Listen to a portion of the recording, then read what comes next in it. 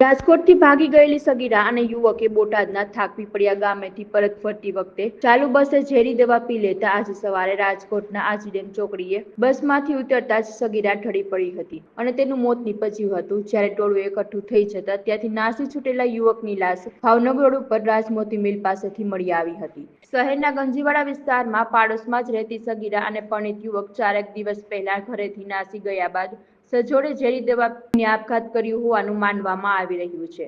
શહેરના ગંજીવાડામાં રહેતી રાજલ નામની 17 વર્ષની સગીરાને તેની શેરીમાં રહેતો રવિ મકવાણા નામનો શખ્સ ભગાડી ગયો હોય આ મામલે સગીરાના માતા પિતાએ થોરાણા પોલીસ મથકમાં ગુમ થયાની ફરિયાદ કરાવી હતી। ત્યારબાદ તેમની શોધખોળ શરૂ કરી હતી ત્યારે જાણવા મળ્યું કે આજે સવારે રવિ રાજલને લઈને રાજકોટ બસમાં આવી રહ્યો છે।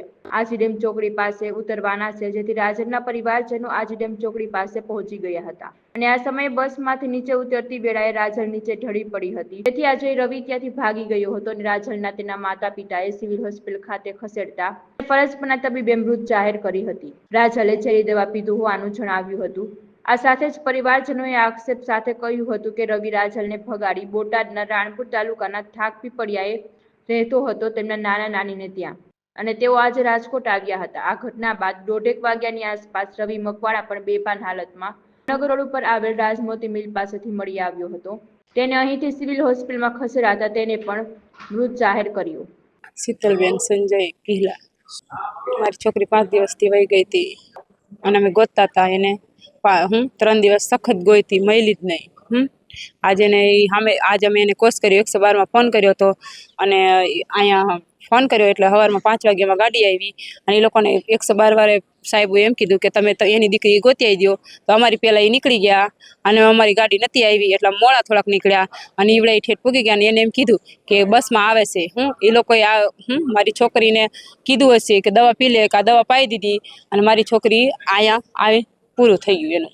કોના ભેગી હતી? રવિ મકવાણા બાજુમાં આપણે કાંઈ સંબંધી હે ના થાય બાજુમાં રહે છે। હા એ પરણેલો છે કુમાર? પરણેલો છે।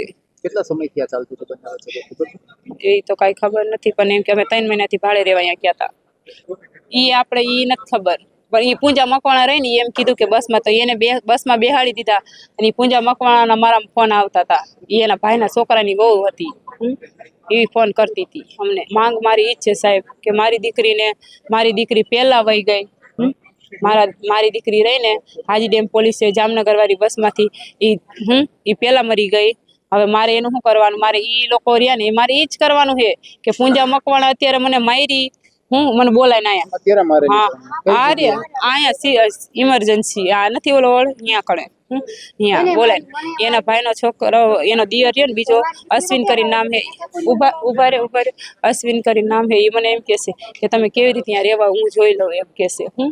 એવી રીતે મને ધમકી મારે અને મેં છોકરીના પૈસા માંગ્યા નથી કોઈ દી અને મને આવી ખબર હોય હે મને ખબર હોય આવી કે આ તો મને કહેશે કે બધાને વસે કે 3 લાખ રૂપિયા માંગ્યા મેં 1 રૂપિયો નથી માંગ્યો એવી રીતે કહેશે મને અને મને અમને મારવા આવ્યા મને અહીંથી બોલે ને મને મારી અહીંયા કણે બધા જો પેટમાં પાટમ પૂંજા મકવાણા બહુ ઓલું કરતી હતી પૂંજા મકવાણા અને સુનિલ અને અશ્વિન એ બધા એનું કુટુંબ વધારે છે ને મારે કોઈ વાહે નથી અમારે જો કોઈ વાહે મારા બાપ નથી ભાઈ મારું માવતર અહીં નથી પાવાગઢની છું તો પાવાગઢથી મારું માવતર મારી મમ્મી એક જ છે ન આવ્યો કે સાહેબ અહીંયા ઠેઠ મારી વાહે કોઈ નથી એટલે હું એકલી પડી ગઈ છું બસ મારી માટે આટલું કરો ને એ લોકોનું આ થવું જોઈએ એને ઉપાડો બીજું કાંઈ નહીં મારે એટલું જ જોઈએ છે।